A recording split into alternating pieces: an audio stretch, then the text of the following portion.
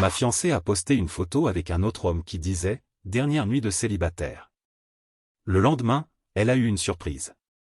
On disait que notre relation était basée sur la confiance. Alors pourquoi a-t-elle laissé un inconnu m'appeler à 3 heures du matin, pour m'humilier? Je m'appelle Dylan, j'ai 28 ans et je suis ou j'étais fiancé à Dinora, 26 ans. Notre mariage était prévu dans 2 semaines. Notre relation a commencé il y a 6 ans, quand je finissais l'université et qu'elle commençait la sienne. Depuis, nous avons tout partagé, voyages, projets d'avenir, difficultés financières et beaucoup de rêves communs. Malgré les disputes typiques de couple, j'ai toujours pensé que nous avions une relation solide, fondée sur la confiance. Il y a 1 an, j'ai demandé Dinora en mariage, dans un moment qui, pour moi, était parfait. J'avais passé des mois à planifier et à économiser pour acheter la bague. Je l'ai emmenée dîner à l'endroit de notre premier rendez-vous et, là, je lui ai demandé de devenir ma femme. C'était une soirée très spéciale pour nous deux. Nous avons pleuré de joie et, depuis ce jour, nous avons commencé à préparer le mariage.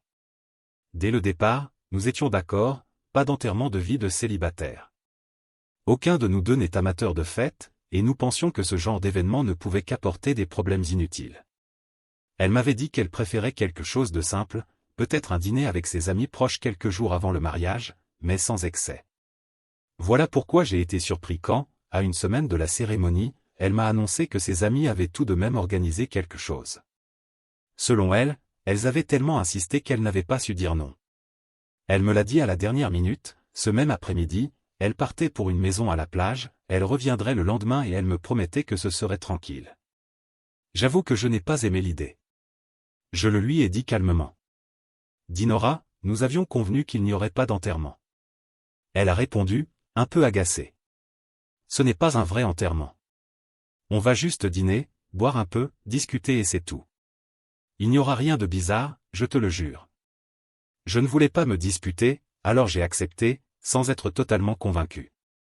Je lui ai seulement demandé de m'avertir quand elle serait arrivée, pour que je sache qu'elle allait bien et elle l'a fait. Elle m'a envoyé un message disant qu'elles étaient installées, que tout allait bien et que je ne devais pas m'inquiéter. Le reste de l'après-midi, je suis resté à la maison. J'ai regardé quelques matchs, puis avancé sur mon travail à l'ordinateur pour me distraire. Plus tard, avant de dormir, j'ai ouvert Instagram. Plusieurs de ses amis postaient des stories de la soirée, vidéos en train de danser, photos sur la plage, verres sur la table. Tout semblait normal, jusqu'à ce que je tombe sur une publication qui m'a glacé le sang. Dinora avait posté une photo sur son propre profil. Sur l'image, elle était enlacée avec un homme que je ne connaissais pas, tous deux souriant de façon très proche. En dessous, un texte, « Dernière nuit de célibataire ». Je suis resté figé quelques secondes. Au début, j'ai cru que c'était une blague, mais plus je regardais la photo, plus je me sentais mal à l'aise. Elle n'avait jamais rien posté de tel. Ce n'est même pas son genre de publier des photos personnelles, encore moins enlacées avec quelqu'un qui n'est pas moi. J'ai ouvert les commentaires, plusieurs amis écrivaient des choses comme « Tu le mérites, profite de ta soirée » ou encore « Ah ah, quel super souvenir ». J'ai senti un vide dans mon estomac. Sans réfléchir, je lui ai écrit. « C'est qui, ce type ?» Elle a mis du temps à répondre. Quelques minutes seulement, mais elles m'ont paru interminables. Finalement, elle a répondu. « Ah, chérie, c'est un ami d'une des filles. » On rigolait. J'ai pris une grande inspiration avant de réécrire. Je ne trouve pas ça drôle du tout. Encore quelques minutes de silence, puis elle a répondu. « Ne réagis pas comme ça. Ce n'est qu'une photo, rien de grave. » Je fixais l'écran, avec la sensation que quelque chose clochait. Pourquoi, sachant que je n'aimais pas cette idée d'enterrement, aurait-elle posté ça? Pourquoi appeler ça une « blague » ? Je suis retourné voir les stories de ses amis. J'ai commencé à les regarder une par une, plus attentivement. Le même homme apparaissait dans plusieurs, dansant avec tout le monde, servant des verres et, sur l'une d'elles, à l'arrière-plan, on pouvait voir Dinora danser près de lui. Rien d'explicite, mais leur proximité me dérangeait. L'angoisse a commencé à me gagner. Je n'arrivais plus à arrêter de regarder ses publications. Chaque fois que je voyais son visage souriant à côté de lui, j'avais mal au cœur. Ce n'était pas seulement de la jalousie, c'était le sentiment qu'elle avait franchi une limite, justement celle que nous avions promis de respecter. J'ai renvoyé un message. dit Nora, sérieusement, je ne comprends pas pourquoi tu as posté ça. Nous avions un accord. Cette fois, elle a mis plus longtemps à répondre. Au moins 20 minutes. Puis le message est arrivé. Dylan, s'il te plaît, calme-toi. Ce n'est rien. Si tu continues comme ça, mieux vaut qu'on en parle demain. Et elle m'a laissé là, bloqué devant cette image qui ne quittait plus ma tête. J'ai éteint mon téléphone, mais je l'ai rallumé aussitôt, pour continuer à regarder les réseaux. Dans l'une des publications d'une de ses amies, il y avait un petit album photo de la soirée. Sur l'une d'elles, j'ai vu Dinora et cet homme très proche, presque épaule contre épaule, en train de rire de quelque chose. Je suis resté à fixer l'image encore et encore, sentant la colère monter peu à peu. Je ne voulais pas tirer de conclusion hâtive, mais à ce moment-là il me semblait impossible de dormir. Il était presque 2 heures du matin et j'étais encore éveillé, seul dans ma chambre, le téléphone à la main, en train d'hésiter, devais-je l'appeler ou attendre son retour le lendemain. D'un côté, je voulais éviter une dispute par message, mais de l'autre je sentais que j'avais besoin d'une explication immédiate. Les heures passaient et je n'arrivais toujours pas à trouver le sommeil. La dernière fois que j'ai regardé l'horloge, il était 4 heures. La chambre était plongée dans le noir, mais mon esprit tournait sans arrêt. Chaque fois que je fermais les yeux, je revoyais l'image de Dinora enlacée avec cet homme. Ce n'était pas seulement la photo en elle-même, mais tout ce qu'elle représentait, le manque de respect, l'accord brisé et ce goût amer de ne pas savoir ce qui se passait là-bas. J'étais tellement perdu dans mes pensées que j'ai presque sursauté quand j'ai entendu le téléphone sonner. C'était un appel. J'ai regardé l'écran. Dinora. Je suis resté une seconde sans bouger avant de décrocher, le cœur battant à toute vitesse. Dinora, qu'est-ce que tu fais? Ai-je demandé d'une voix rauque, entre fatigue et colère. Pourquoi as-tu posté ça? Pendant un instant, je n'ai rien entendu. Puis, en arrière-plan, des rires. Des rires de plusieurs femmes, des cris et de la musique de fête. Dinora, ai-je insisté. Soudain, une voix masculine a répondu. Eh, mec, détends-toi, dit-il d'un ton moqueur. On s'amuse ici. Elle et moi, on faisait que danser, frère. Ah! Mon gars, qu'est-ce que t'es toxique. J'ai entendu les filles rire encore plus fort derrière. Comme si elles s'amusaient à mes dépens. Passe-moi Dinora, s'il te plaît, ai-je réussi à dire, mais le type a continué. Mec, t'inquiète pas, son ton était sarcastique. Si tu fais bien ton boulot et que tu la satisfais, elle n'aura pas besoin d'aller chercher ailleurs. Ou alors, tu ne le fais pas bien? C'est ça la source de ton insécurité, non? Mais t'en fais pas, je peux t'aider avec ça. Promis, je vais la rendre comblée pour qu'elle ne fasse plus la gueule. Mon cœur s'est emballé et j'ai senti le sang me monter à la tête. Avant que je puisse répondre, j'ai entendu encore plus de rires, puis l'appel a coupé. Je suis resté immobile, le téléphone à la main, dans le silence de ma chambre. Ce que j'ai ressenti en premier, c'était un mélange de rage et d'incrédulité. J'avais bien entendu. Quelqu'un avait réellement eu l'audace de me dire ça, de m'insulter ainsi et de se moquer de mon couple. Un instant, j'ai pensé à rappeler, mais ma main tremblait de colère. Je savais que si je le faisais, je finirais par hurler et probablement qu'elle ne décrocherait même pas. C'en était assez. Je n'avais pas besoin d'explications. Je n'avais pas besoin qu'elle revienne le lendemain en me disant que ce n'était qu'une blague. Cet appel était plus que clair. Je me suis assis sur le lit et j'ai fixé le vide quelques minutes. Je n'ai pas pleuré, je n'ai pas crié, je n'ai rien cassé. J'ai ressenti une étrange sérénité, comme si quelque chose en moi venait de se briser et qu'il n'y avait plus rien à sauver. Il était presque 5 heures du matin quand j'ai pris ma décision, je n'allais pas me marier. Pas après ça. Je me suis levé, j'ai allumé la lumière et j'ai pris mon téléphone. J'ai ouvert ma liste de contacts et trouvé le numéro de la salle de réception. Par chance, ils avaient un service 24h24. Quand on m'a répondu, j'ai expliqué que je voulais annuler le mariage. L'employée a semblé surprise, mais a enregistré l'annulation. Elle m'a précisé qu'il y aurait une pénalité de 50% du montant total, vu la proximité de la date. J'ai simplement dit que c'était d'accord et demandé qu'on m'envoie le justificatif par email. J'ai raccroché et appelé le traiteur de Catherine pour annuler le banquet. Là encore, on m'a dit qu'il ne pouvait pas rembourser la compte intégrale. Je m'en fichais. Ensuite, j'ai appelé le groupe que nous avions engagé. Annulé aussi. J'ai fait la même chose avec le photographe et le fleuriste. Chaque appel me donnait un sentiment de légèreté, comme si je retirais un énorme poids de mes épaules. À 6h30 du matin, après avoir finalisé les principales annulations, je me suis préparé un café rapide et je suis passé à l'étape suivante. Je suis allé à l'armoire et j'ai sorti une valise. J'y ai mis tous ses vêtements, ses chaussures, ses affaires de toilette et ses effets personnels qui étaient chez moi. Je ne l'ai pas fait avec colère, je n'ai rien jeté, rien déchiré. J'ai simplement plié et rangé. La valise était remplie jusqu'à ras-bord.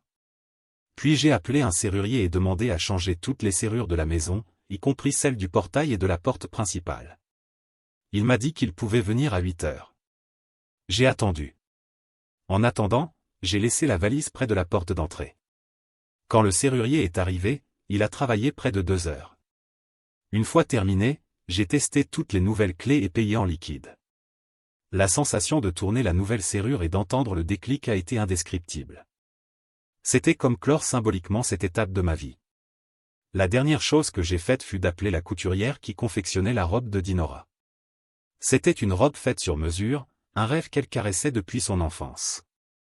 Quand j'ai expliqué que je voulais annuler la commande, elle m'a dit qu'elle était presque terminée et qu'elle ne pouvait rembourser qu'une partie. J'ai répondu que ce n'était pas grave, qu'elle pouvait garder le reste. Quand j'ai terminé toutes ces démarches, il était déjà presque 11h du matin. La maison était silencieuse. Il ne restait que la valise dans l'entrée, en attente. Je me suis laissé tomber sur le canapé et j'ai ressenti une étrange paix. Ce n'était pas du bonheur, ni une pure tristesse, mais la certitude d'avoir pris la bonne décision. J'ai fermé les yeux et, pour la première fois de toute la nuit, j'ai eu l'impression de pouvoir respirer sans ce nœud dans la poitrine. Quelques minutes plus tard, je suis monté dans la chambre et je me suis jeté sur le lit. J'ai dormi comme un bébé. Sans rêve, sans cauchemar, seulement un sommeil profond qui me donnait l'impression que, d'une certaine manière, je recommençais à zéro. Je me suis réveillé au bruit de coups frappés à la porte. J'ai regardé l'horloge, il était 4h de l'après-midi. Pendant un instant, je n'ai rien rappelé de ce qui s'était passé, jusqu'à ce que j'entende sa voix. « Dylan !» cria Dinora de l'autre côté. « Ouvre-moi. Ma clé ne marche pas. Qu'est-ce que mes affaires font dehors ?» Je suis resté dans le lit en silence, écoutant les coups de plus en plus insistants. J'avais laissé la valise juste devant la porte, donc elle l'avait forcément déjà vue. « Chérie !» cria-t-elle encore. « Ouvre, s'il te plaît. » Je me suis tourné de côté et j'ai essayé de fermer les yeux, mais c'était impossible d'ignorer ses cris. Dylan, réponds. C'est à cause d'hier. N'exagère pas, c'était juste une blague. En entendant ça, j'ai senti la colère remonter en moi. Je me suis levé, j'ai marché jusqu'à la porte et je l'ai ouverte de quelques centimètres seulement. Elle était là, les yeux rouges et le visage bouleversé. « Qu'est-ce que tu fais ici, Dinora ?» ai-je dit d'une voix sèche. « Ce n'est plus ta maison. Prends tes affaires et pars. » Elle est restée figée une seconde, comme si elle ne pouvait pas croire ce qu'elle venait d'entendre. « Chérie, dit-elle d'une voix brisée. Laisse-moi t'expliquer. » Il n'y a rien à expliquer, l'ai-je coupé. Et ne m'appelle plus chérie. Mais, nous allons nous marier, répliqua-t-elle, les larmes aux yeux. Tu ne peux pas me faire ça, Dylan. J'ai ouvert un peu plus la porte pour qu'elle voie l'expression de colère sur mon visage. Il n'y aura plus de mariage. C'est fini, ai-je dit fermement. J'ai tout annulé. Pars d'ici ou j'appelle la police. Ce n'est pas ta maison. Ça ne l'a jamais été. Elle s'est mise à pleurer encore plus fort. Dylan, s'il te plaît, ne me laisse pas comme ça. C'était juste une blague, je te jure qu'il ne s'est rien passé. J'en ai assez entendu, ai-je répondu, puis j'ai claqué la porte avec force. Je me suis recouché en essayant de retrouver le sommeil, mais pendant de longues minutes je n'ai entendu que ses pleurs et ses supplications de l'autre côté. Finalement, elle a cessé de frapper et je n'ai plus rien entendu. Peu à peu, je me suis rendormi. Quand je me suis réveillé, il était 8h du soir. La maison était silencieuse. Je n'avais aucun message sur mon téléphone, ce qui signifiait que Dinora était probablement déjà partie. Je me sentais plus apaisé, bien qu'avec cette sensation de vide dans la poitrine. À 9h, le téléphone a sonné. C'était le père de Dinora. J'ai hésité à répondre, mais finalement j'ai décroché. Allô, ai-je dit. Espèce d'idiot. Ai-je entendu à l'autre bout, furieux. Que as-tu fait à ma fille? Tu l'as vraiment mise dehors pour une blague? J'ai pris une profonde inspiration avant de répondre. Tout d'abord, ne me parle pas sur ce ton, ai-je dit calmement. Ce serait mieux de parler ainsi à ta fille et de l'éduquer correctement. Tu sais ce qu'était sa blague? Oui, la photo, répondit-il avec mépris. Et alors? Tu es trop sensible. Et alors si elle a dansé avec un autre gars? J'ai laissé échapper un rire ironique. Ah, je comprends d'où elle tient sa morale, ai-je répliqué. Dis-moi, monsieur, ta femme t'a déjà fait la même chose et tu n'as pas eu le courage de la quitter? Je parie que tu as déjà pardonné une infidélité, non? Il y a eu un silence tendu de l'autre côté. Ne parle pas de ma femme, espèce de salaud. Rugit-il. Tu ne sais rien de nous. Tu n'es qu'un petit homme pour avoir abandonné une femme. Bien sûr qu'elle n'est pas abandonnée, ai-je rétorqué froidement. Elle est jeune. Elle a des mains pour travailler ou, au minimum, un corps pour séduire un imbécile plein d'argent qu'elle croisera. J'ai entendu sa respiration haletante de fureur. Ma fille n'est pas n'importe qui. Hurla-t-il. Maudit. Retire ce que tu viens de dire. Je ne retire rien, ai-je répondu avec un calme absolu. Et arrête de me faire perdre mon temps. Dis à Dinora de ne plus jamais me chercher. J'ai raccroché avant qu'il puisse répondre. Je suis resté à regarder le téléphone quelques secondes, le cœur battant, mais pas de tristesse. De soulagement. Comme si cette conversation venait de sceller ma décision une fois pour toutes. Je me suis assis sur le canapé et je suis resté silencieux quelques minutes. Je me suis rappelé tout ce que nous avions vécu ensemble, les rires, les voyages, les projets d'avenir, les nuits passées à parler du mariage. Tout cela semblait maintenant appartenir à une autre vie, à une autre personne. J'ai repensé à l'appel de la nuit, à la voix de cet homme se moquant de moi, disant qu'il la rendrait satisfaite. C'en était la goutte de trop. Personne qui me respecte, qui respecte notre relation et qui m'aime vraiment n'aurait permis qu'une chose pareille arrive, encore moins qu'un homme m'appelle en pleine nuit pour m'humilier. Pendant un instant, j'ai ressenti un peu de culpabilité, mais j'ai vite chassé cette idée. Il n'y avait pas de retour possible. J'avais fait ce qu'il fallait. Je suis allé à la cuisine, j'ai bu un verre d'eau et je suis retourné dans la chambre. Bien qu'il fasse nuit, je me sentais incroyablement épuisé, comme si je n'avais pas dormi depuis des jours. Je me suis allongé, j'ai fermé les yeux et, cette fois, j'ai enfin pu me reposer en paix. Je savais que le pire restait à venir, les appels des amis, les questions de la famille, les critiques de ceux qui ne comprendraient pas. Mais au fond, je m'en fichais. Je n'allais pas me marier avec quelqu'un qui, à la veille de notre mariage, préférait s'afficher dans les bras d'un autre homme et permettre qu'on m'insulte directement. Quand le sommeil m'a finalement emporté, j'ai ressenti quelque chose que je n'avais pas connu depuis longtemps, de la tranquillité. Le lendemain, je me suis réveillé tard, vers 10 heures du matin. La chambre était silencieuse, mais mon téléphone vibrait sans cesse. Des dizaines de messages et d'appels manqués. Famille, amis, connaissances, tout le monde voulait savoir ce qui s'était passé. Certains étaient inquiets, d'autres en colère, d'autres simplement curieux. J'ai commencé à lire les messages petit à petit. Beaucoup demandaient « Pourquoi as-tu tout annulé? Que s'est-il passé avec le mariage? Tu vas bien ?» Parmi eux, il y avait aussi des messages des amis de Dinora. L'une écrivait « Dylan, ce qui s'est passé hier, c'était notre idée, ne le prends pas trop à cœur. On voulait juste que Dinora s'amuse. On n'a pas pensé que tu le verrais de cette façon. C'était juste une blague. » Une autre disait même que l'homme de la photo et qui m'avait parlé au téléphone était un ami gay de confiance pour elles toutes, que je n'avais aucune raison de m'inquiéter, qu'il ne s'était rien passé. Elle concluait par « S'il te plaît, ne la quitte pas. Tu sais combien elle t'aime. » Je n'ai pas répondu tout de suite. Quelque chose en moi me disait qu'il y avait un mensonge. L'appel de cette nuit résonnait encore dans ma tête. Le ton de ce type n'avait rien d'une blague innocente. Alors j'ai décidé d'enquêter. Je suis allé sur Facebook et j'ai cherché son nom. Je l'ai trouvé presque immédiatement. Son profil était public et la première chose que j'ai vue fut une photo de lui à la plage, enlacé avec une femme, avec 2 petits-enfants jouant à côté. J'ai continué à défiler, photos d'anniversaire, de Noël, messages de son épouse déclarant son amour. Tout montrait qu'il était marié, père de famille, et rien n'indiquait qu'il soit gay. C'est là que j'ai compris, non seulement elle m'avait fait une blague de très mauvais goût, mais maintenant elle mentait pour sauver les apparences. Mon sang bouillonnait, mais j'ai décidé de ne pas gaspiller mon énergie à me justifier auprès de tout le monde. J'ai seulement répondu aux personnes qui comptaient vraiment, mes amis proches et les membres de ma famille qui m'avaient toujours soutenu. Je leur ai raconté exactement ce qui s'était passé, la photo, l'appel au milieu de la nuit, les insultes au téléphone, et que pour moi, c'était déjà plus que suffisant pour tout annuler. La plupart ont compris. Beaucoup m'ont même dit que j'avais bien fait, que c'était mieux de le découvrir avant le mariage que trop tard. L'un de mes amis m'a écrit. « Frère, tu t'es débarrassé de quelque chose de bien pire. Si c'est ça son idée de s'amuser, imagine ce qui aurait pu arriver dans quelques années. » Bien sûr, il y a aussi eu des critiques.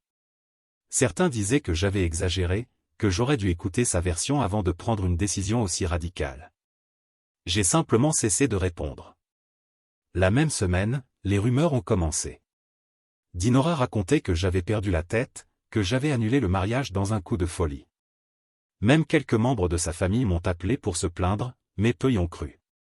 La photo qu'elle avait publiée cette nuit-là avait été vue par beaucoup avant d'être effacée.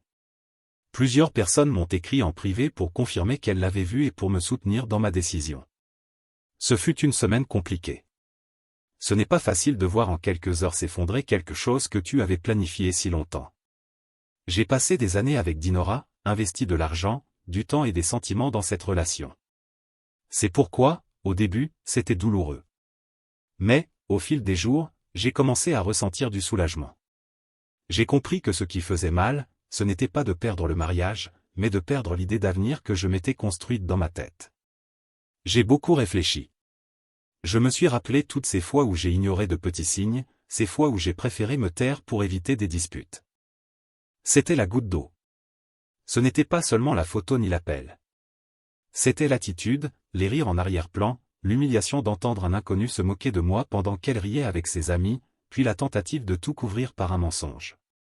Là, j'ai compris quelque chose que je ne veux plus jamais oublier, le respect ne se négocie pas. Si j'avais pardonné ça, dans quelques mois j'aurais peut-être dû pardonner bien pire. Et je ne voulais pas vivre dans une vie où la personne que j'aime me manque de respect puis attend que je fasse comme si de rien n'était. Avec le temps, tout est rentré dans l'ordre. Je me suis concentré sur le travail, j'ai repris soin de moi physiquement et j'ai renoué avec des amitiés que j'avais mises de côté. Peu à peu, j'ai pensé de moins en moins à Dinora et j'ai recommencé à profiter de la vie. Parfois, je me demande ce qui se serait passé si je l'avais pardonné. Peut-être serions-nous encore ensemble, peut-être même mariés. Mais au fond, je sais que la méfiance serait restée et que, à la moindre dispute, je me serais rappelé cette nuit, cet appel et ces rires. Aujourd'hui, je peux dire que je ne regrette rien. Je préfère avoir perdu de l'argent plutôt que ma dignité et des années de ma vie dans une relation où je ne me sentais pas valorisé. Des mois plus tard, l'une des amies de Dinora m'a écrit pour dire qu'elle pensait encore à moi, qu'elle n'avait pas dépassé ce qui s'était passé. Je lui ai simplement répondu que je lui souhaitais le meilleur, mais qu'il n'y avait plus rien à dire. Ce fut la dernière fois que j'ai eu de ces nouvelles. Quand je regarde en arrière, le seul sentiment que j'ai est le soulagement. Cette expérience m'a appris qu'un amour sans respect ne vaut rien. J'ai compris que quelqu'un qui t'aime vraiment ne rit pas de toi quand tu es blessé, et que poser des limites ne te rend pas excessif, au contraire, ça fait de toi quelqu'un qui se respecte. Peut-être suis-je resté seul, mais je préfère être seul que d'être avec quelqu'un qui me fait sentir moins que ce que je vaux. Commentaire Monsieur Reddit. Ah oui, bien sûr, c'était juste une blague. La fameuse excuse universelle pour transformer une humiliation publique en comédie. Si ça c'est de l'amour et du respect, alors moi je suis le pape.